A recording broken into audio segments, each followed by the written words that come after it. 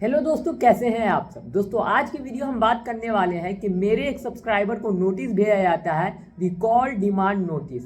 वो नोटिस भेजा जाता है, उसमें लिखा होता है कि आपको 7 साल के लिए जेल होगा। इस पे वो बहुत ज़्यादा घबरा जाते हैं। वो नोटिस हमको भेजते हैं। अब वो बोलते हैं कि मेरा 1-2 महीना हो गया है, लोन डिफ़ॉल्ट हुआ है, हमको ये नोटिस आया है और मेरे भी आया है और मेरे बगल में एक फ्रेंड रहता है, वो भी लोन लिया हुआ, उनको भी सेम टू सेम इसी तरीके का नोटिस आया है।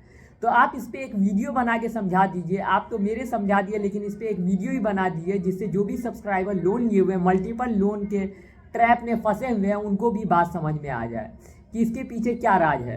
तो दोस्तों आप पूरा वीडियो एंड तक देखिएगा, थोड़ा सा भी स्किप नहीं करिएगा और मेरा चैनल सब्सक्राइब कर लीजिएगा। दोस्तों अगर आपने भी मल्टीपल लोन लिया हुआ है तो ये वीडियो आपके लिए बहुत ज़्यादा ज़रूरी है, क्योंकि ये वीडियो में सारा कुछ हम बताएंगे उस नोटिस के बारे में जो मेरे फ्रेंड को भेजा गया, मेरे सब्सक्राइबर को भेजा गया। तो आप पूरा वीडियो एंड तक देखिए, आप ध्यान से देखिएगा। तो दोस्तों आपकी स्क्रीन पे शो होगा, तो आप ध्यान से देखिए। तो इसमें क्या लिखा हुआ है, recall notice demand notice for over due payment against credit card account को ब्रांडेड विद बजाज फिनसर्व। यानी बजाज की तरफ से इनको एक नोटिस आया है, रिकॉल डिमांड नोटिस। तो सबसे पहले ये समझ लीजिए ये रिकॉल डिमांड नोटिस का मतलब क्या होता है। रिकॉल डिमांड नोटिस का मतलब ये होता है कि जो भी आदमी लोन लिए हुआ है उनको बस एक रिमाइंडर के लिए ये नोटिस भेजा जाता है, कि याद दिलाया जाता है कि आप लोन का रीपेमेंट करिए, आपका लोन का अमाउंट बाकी जो आउटस्टैंडिंग अमाउंट है वो लिखा रहता है और बाकी सब कुछ लिखा रहता है कि आप लोन का पेमेंट कीजिए, आपका इतना दिन हो गया, आप किस कारण से नहीं पेमेंट कर रहे हैं, ये सब कुछ लिखा रहता है।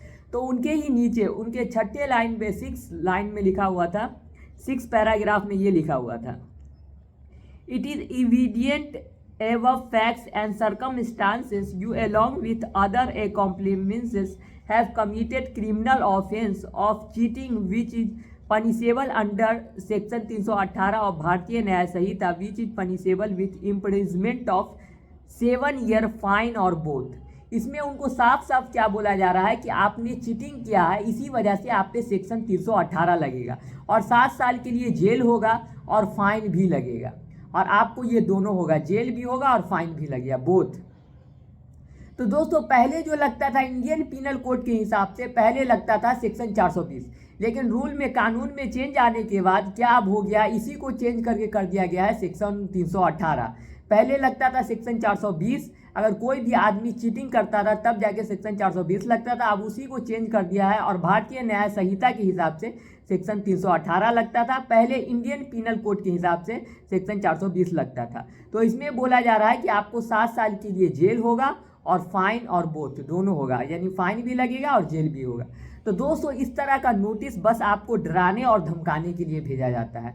अगर आपने कोई भी ऐसा जुर्म नहीं किया है, आपने कोई भी चीटिंग नहीं किया, आपने कोई भी गलत डॉक्यूमेंट देके लोन नहीं लिया है, तो आपको इस तरह का जो नोटिस भेजा जाता है ये बस आपको डराने और धमकाने के लिए भेजा जाता है, बस रिमाइंडर दिलाने के लिए कि आप लोन का पेमेंट कर दीजिए, नहीं तो आपको इतना दिन का केस हो जाएगा, इतना दिन का जेल हो जाएगा। तो दोस्तों इस तरह का जो नोटिस अगर आपको बार बार भेजा जाए तो आपको इनसे डरना नहीं है, या नहीं तो आपको घर कोई कॉल करे एजेंट कि हम आपके घर विजिट कर रहे हैं, अभी आ रहे हैं, थोड़ा देर में आ रहे हैं। तो इस तरह का बात अगर आपको बोला जाए, ये बस डराने और धमकाने का काम है।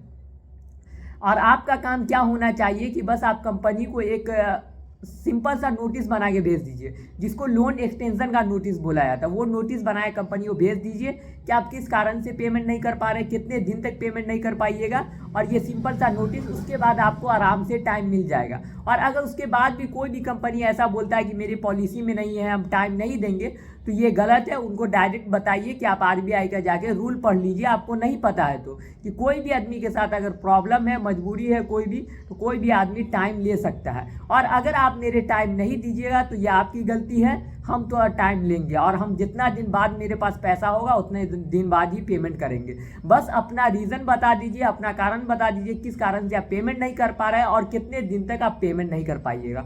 और इस तरह का अगर आपको नोटिस भेज के धमकाया जाए कि आपने मल्टीपल लोन लिया हुआ है और आपको 7 साल का जेल हो जाएगा, आपको 10 साल का जेल हो जाएगा, इस तरह का जो बात बोला जाता है, आपको 2 साल का जेल हो जाएगा, तो ये बस डराने और धमकाने के लिए किया जाता है। या आपको ऐसा कोई भी बात बोला जाता है कि आपके घर पहुंच रहे हैं, तो ज़्यादातर टाइम वो आपके घर विजिट नहीं करते हैं, लेकिन आपको डराते धमकाते इसलिए है कि आप जल्दी से जल्दी उनका लोन का रीपेमेंट कर दें।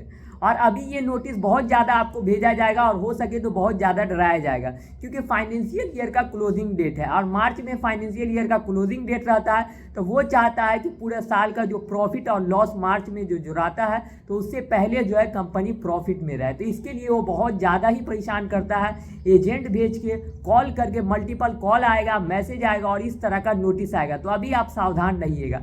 अगर आप बहुत दिनों से पेमेंट नहीं किए हैं तो आप हो सके तो आप सेटलमेंट भी कर लीजिए, और अगर आपके पास पूरा पैसा है तो आप पैसा पे करके लोन को ख़त्म कर दीजिए और ये झंझट से बाहर आ जाइए।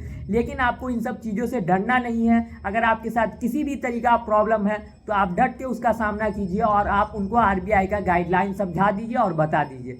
अब वो बोले कि हम इन सब से कोई मतलब नहीं है, तो बोलिए कि अगर आपको इन सब से कोई मतलब नहीं था तो आप एनबीएफसी रजिस्टर क्यों हैं, आप आरबीआई में क्यों रजिस्टर किए, आप बिना रजिस्टर रहते अगर आपको ऐसा बात था। हम यही देख के ना आपसे लोन लिए, क्योंकि आप आरबीआई रजिस्टर है और आपसे अगर लोन लेंगे तो हमको कोई भी आगे चल के दिक्कत नहीं आएगा। इसी कारण से तो आपके कंपनी से मैंने लोन लिया था। तो अगर आप इस तरह का बात कीजिएगा तो मैं आपका एक भी पेमेंट नहीं करने वाला। अगर इस तरह का धमकी दीजिएगा, इस तरह से हैरेसमेंट कीजिएगा। तो दोस्तों आपको ये वीडियो अच्छा लगा तो मेरा चैनल सब्सक्राइब कर लीजिएगा और नोटिफिकेशन ऑन कर लीजिएगा। बाय दोस्तों।